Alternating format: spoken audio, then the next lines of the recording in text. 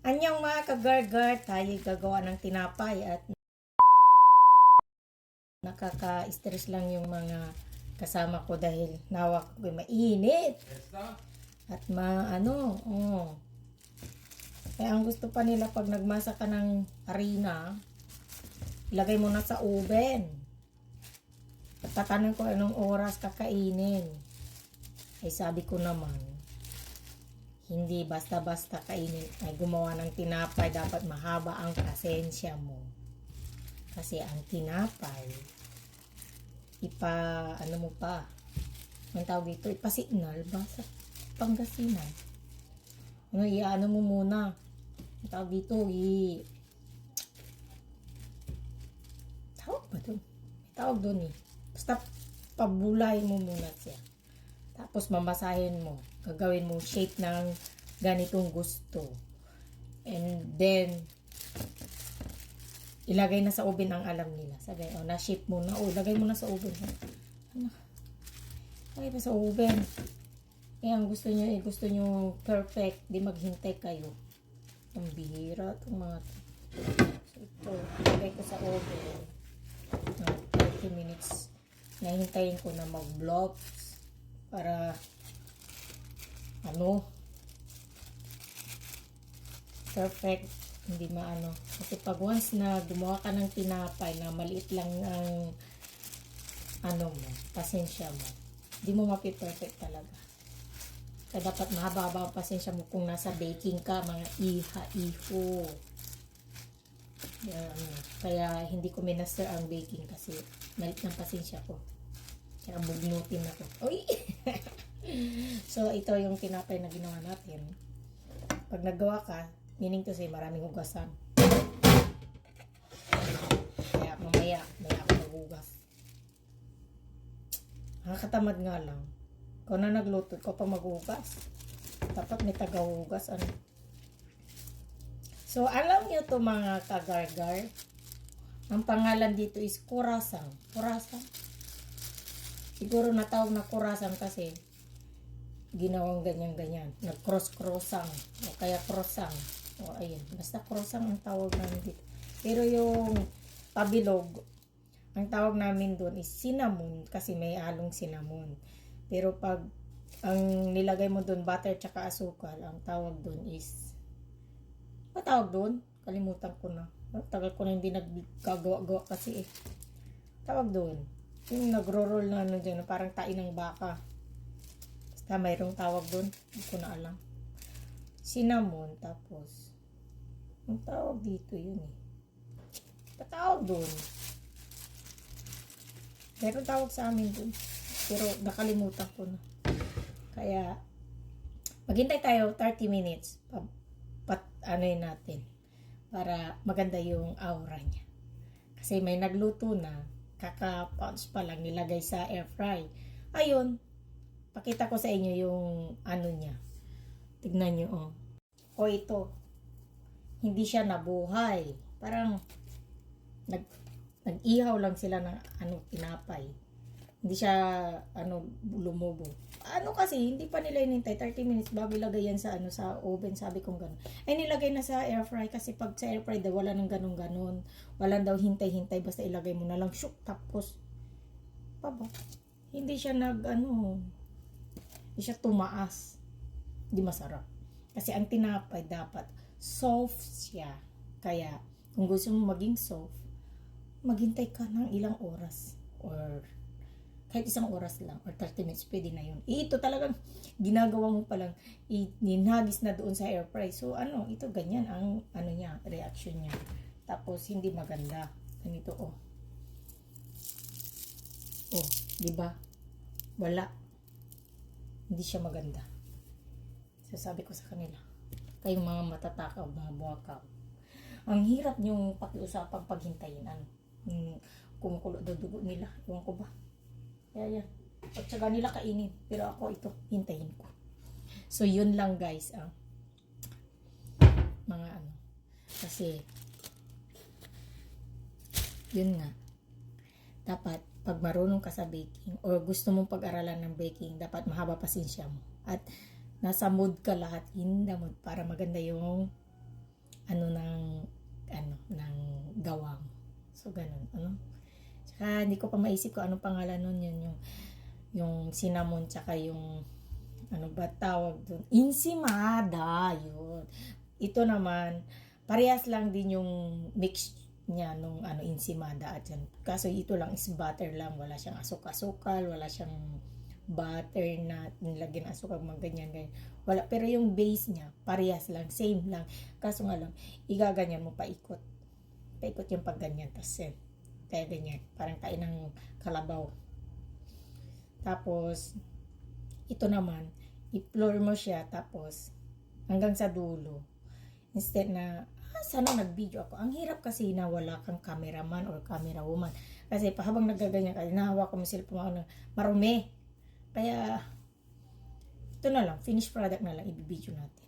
Ito madali lang din. Pag mahilig ka magawa ng tinapay, madali lang din to. Ang inanuhan lang nito is marami siyang butter. Marami siyang butter na ilalagay. Yun lang ang difference niya doon sa ensimada. Kasi yung ensimada, tansya lang yung yung butter niya. Ito, kung yung ensimada is pag 5 cups na kasi na nagkano ng 3 cups na rin na kasi matatakaw ang mga kasambahay ko. Pag 5 cups na na arena, dapat 1 bar na butter ang ilagay mo doon.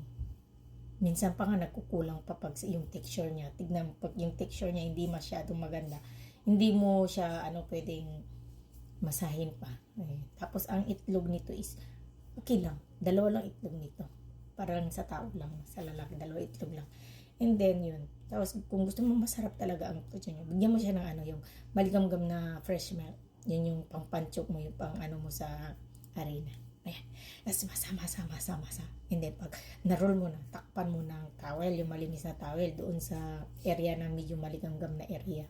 Pero ako, si-switch ko muna yung oven, tapos pag pinatay ko na, tapos maligamgam yung doon sa loob, yung texture niya is pag yung ginanyan mo lang, kasi hindi ako naggagamit ng mga texture na yun ganyan mga, mainit-init, ganyan, tapos isuwar lang mo yan, yung ginawa mong dough, tapos yung dough, pag umalsa na yung dough, tapos ganyan mo, and then hiwa-iwain mo, magkaparehas yung size. Yung gusto mong size, kung gusto mong ganito ka size, nasasayo na yung size sa akin kasi mas gusto mong ganitong size para madala ako sa sa company pa. Kaya ayun. And then ganyan, mo, di ayos. Ito lang nagawa ko kasi kinain na ng iba. Hindi naman umalsa yung kinain nila. Bala sila. So yun lang ang explanation ko sa mga matatakaw. Hindi marunong maghintay sa binibig ko na kurasang. Kaya sa Sabado abangan nyo magagawa ako ng ensimada. Kasi yung ensimada kasi na-miss na nila. Mas maganda yung ensimada kasi paano mo yun, tapos 10 minutes lang lulubo na yun mag-aalsa na yun. And then yun nga lang, ang weather lang kasi natin ngayon dito sa Korea is malamig, kaya ang ginagawa nating mga dough is hindi masyadong maalsa. Kasi nga gusto nun is maligamgam na place. Malamig ang ating area, kaya medyo tulog. Kaya dapat habaan mo yung oras. Kung yung pag-alsa ng dough mo is mga 10 minutes, 30 minutes, gano'n. Ito 45 or 1 hour. Kasi di natin kasi ganito nga lang Kaya yun lang. Sana maliwanag. Madaldal kasi ako. Dire-diretso nga ako. Yun lang. Mamaya pakita ko sa inyo kung ano ang itsura pag naluto. Kaya wait lang mga kagargar. Anyang! So ito na mga kagargar. 30 minutes before bake. O yan. Lagay natin dito. Tapos 15 minutes patayin na. Okay? Yun lang. Maliit yung ating oven, kaya 2 salang ang ating isasala. Buti na lang at inauna nilang niluto yung iba. So 2 salang na lang yung isasalang ko.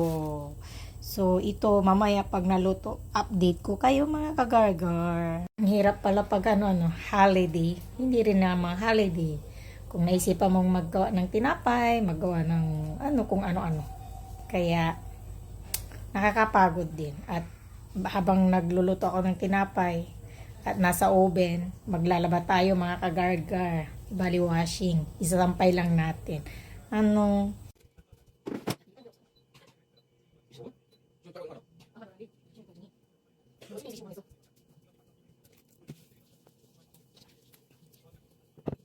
Muntik nang masunog ang ating tinapay dahil busy tayo dun sa labas.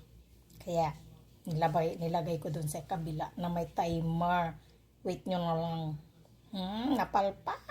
Tingnan nyo mga kagargar ang ating kurusang.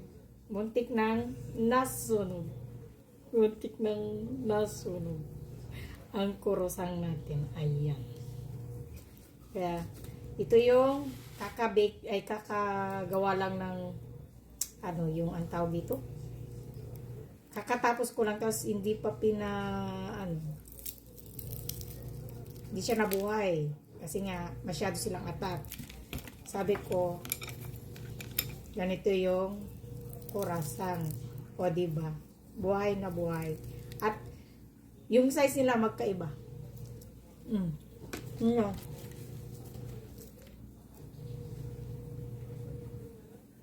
Kung atat, ito yung hinintay natin 30 minutes na bago i-bake. Diba magkaiba? Pero parehas lang yung pagkagagawa ko. Kaya, ang pag-bake, dapat mahaba yung pasensya mo at mahaba ka maghintay. Mali.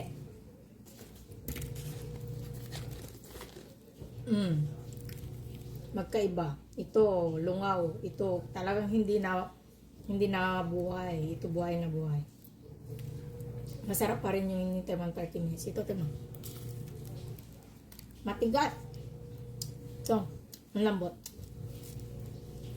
So, magkaiba. Saka magkaiba ang lasa. Kasi yung yes, hindi pa nga umaalsa. Hindi pa nga pinaalsa, nilagay na sa air fry. Ito, umalsa bago nila nilagay sa air fry or sa oven. Kaiba ang taste. At iba yung pagkagawa niya. O diba? So, kung gusto niyo mag-bake, dapat mahaba yung pasensya nyo, mga kagargar. Yun lang. Annyeong!